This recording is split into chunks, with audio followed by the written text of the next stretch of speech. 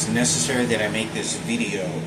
Okay, so I leave this Sunday, August 31st, to Rhode Island, Providence, Rhode Island.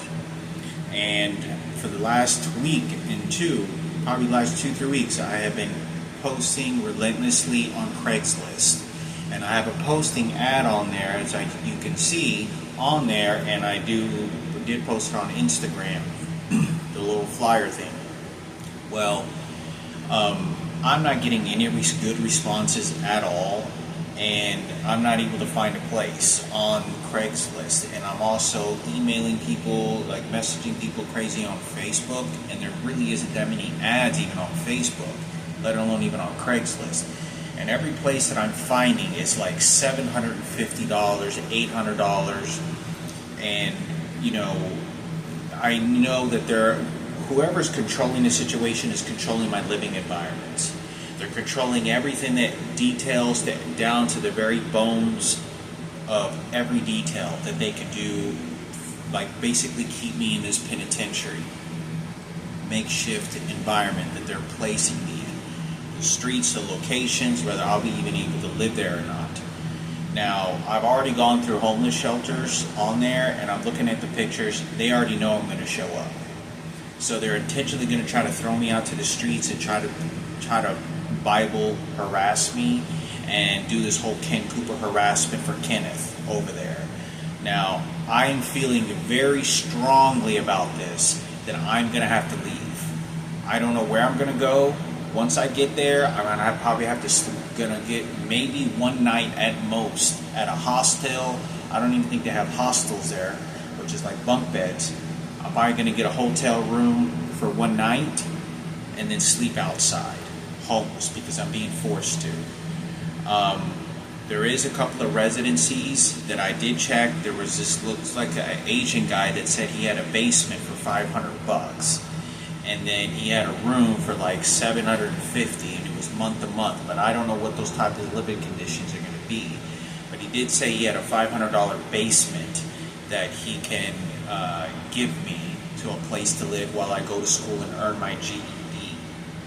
So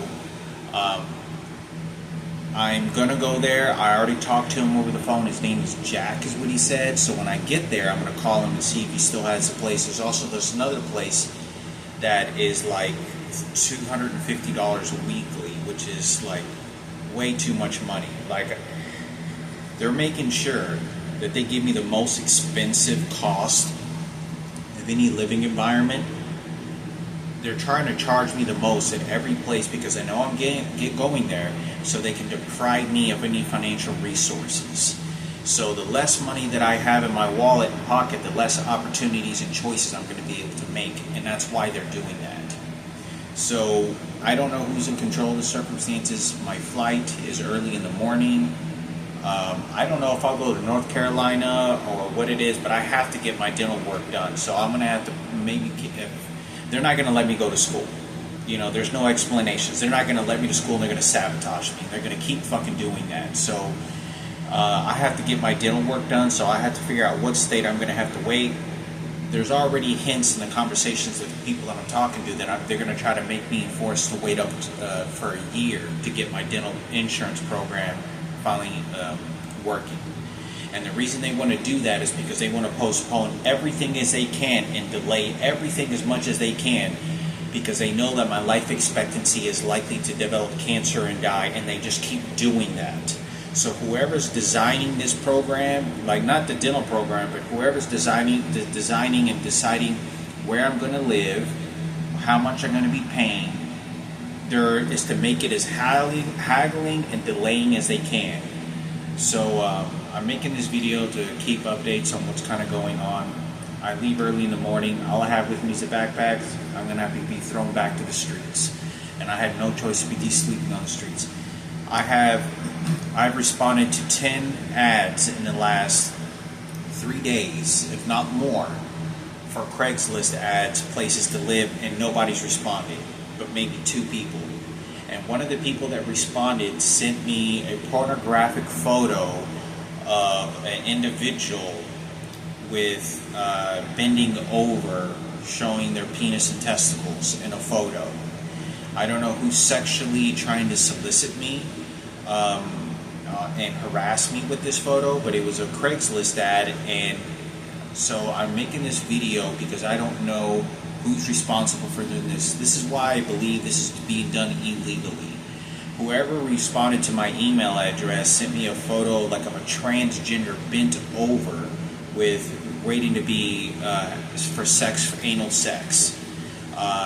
So I don't know who's doing this and responsible. This is why I believe that they're doing this on purpose to me. This is not being done illegally. This is being done illegally because no one is stopping these people. So, like I said, when I get there, I'm going to have to go on the run. I feel very strongly about this. Nothing feels good about this. Nothing. Nothing feels good about this place at that state when I get there. I don't know. I really want to go to school and finish my GED. They're not going to let me. They're going to kick me. They're going to make me live in the streets. They're going to make me live on the streets for weeks so I get abused. And then they let me find a place to live. So they're training me and they're beating me, confining me mentally to what environment they want to place me in, what mental state they want to place me in. I know that it's going to be cold when I get there. It's going to be about 50 degrees at night and 60 degrees during the day. So that's probably only going to last for probably just for the month of September. Then when it gets to October, it snows there and it gets really cold. So by the end of September or early October, it's going to be way too cold. I mean, it's going to be freezing temperatures outside. So I may have to be sleeping freezing temperatures outside like I did in Alaska and Colorado at times. It is very barbaric and very hard, very abusive. I had no choices. They're doing this to me on purpose. They're tracking me down.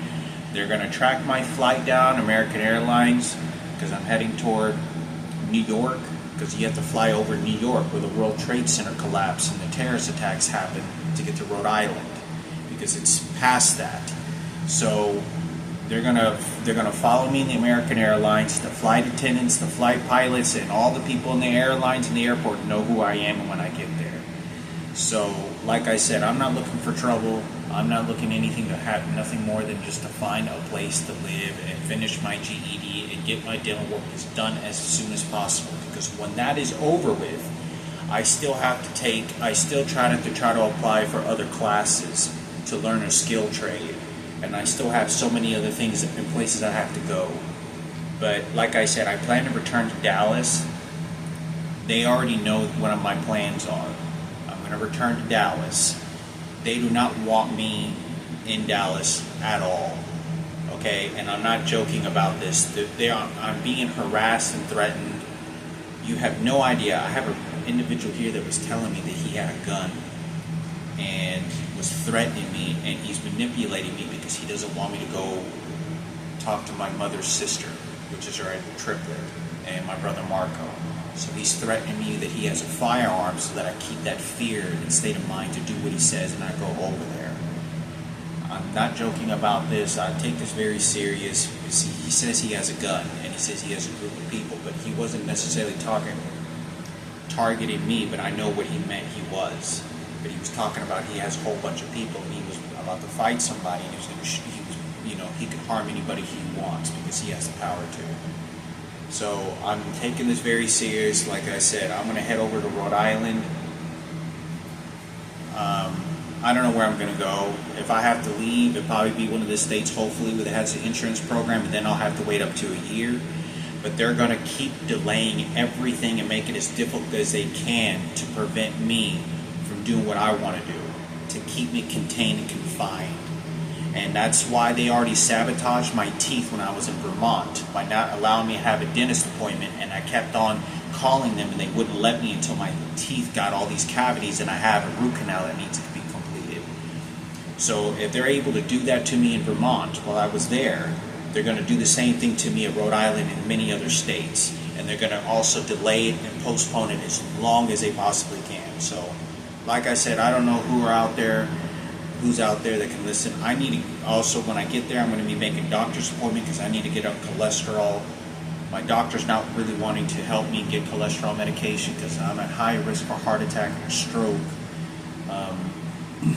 They told me I don't even know what to believe in the blood samples, but they said that I do, and I eat extraordinarily healthy. But I want to make this video because when I get there, I'm going to try to get on this cholesterol medication.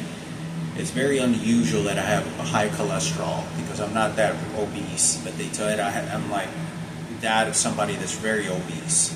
So I'm very kind of nervous about this. I do smoke a lot of cigarettes. I have my own theories of what's kind of going on with the situation, but they're delaying this because they want me to have a heart attack and a stroke.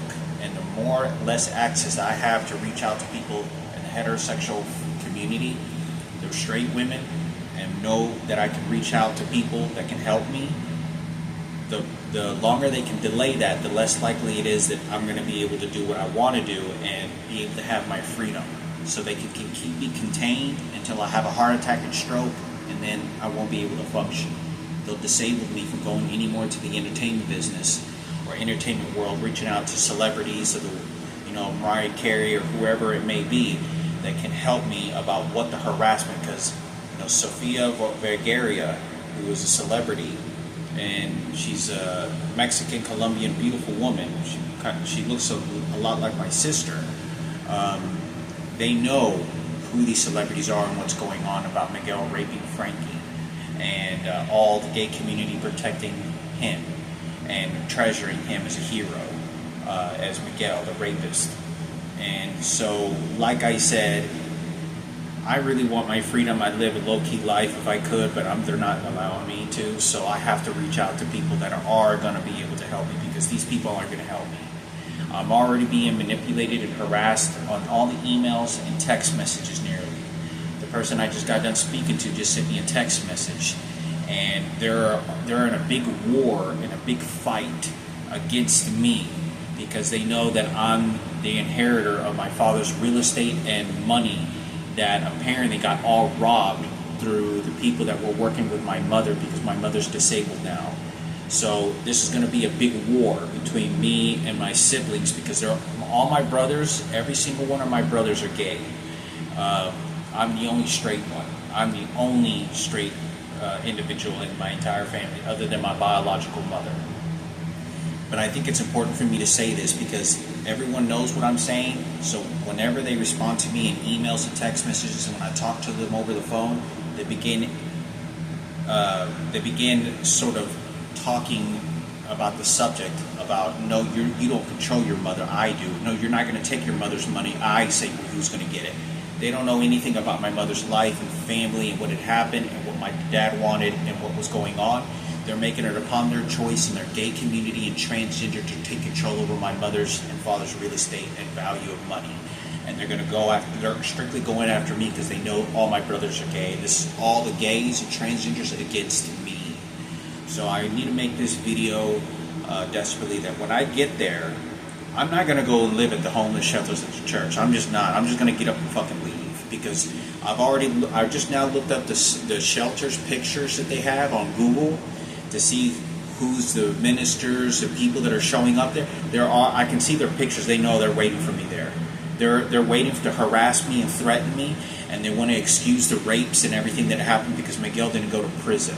So this is all in support of the rapes that are all happening. They know about the 10 homosexual rapes that I showed the evidence and gave all the pictures and drawings to, and they're trying to cover it up in teams. But I'm telling you that I'm just trying to live, no matter how much I try to live a low-key life, they're not letting me. I'm just trying to go there to get my GED, get my teeth fixed, and then that's it, and leave. That's all I'm there. While I'm there, I'm going to be trying to getting a job and earn extra money. But that's while I'm going to go. But if I feel very strongly about this, they're not going to let me stay. They're going to let me allow to find a place to live. And if I do find a place to live, it's going to be like any other place, very harassing, electronic devices beating me. The individuals start bringing up certain things about my mother and about the money in the house, and they want control over it, and they want to say who's going to get it for the gay community, for my brothers that are all gay. I want to make this video nothing as good is going to happen there. And when it does, it's going to be, it's just not, I don't feel good about this, but I'm going to try to stay there as long as I can.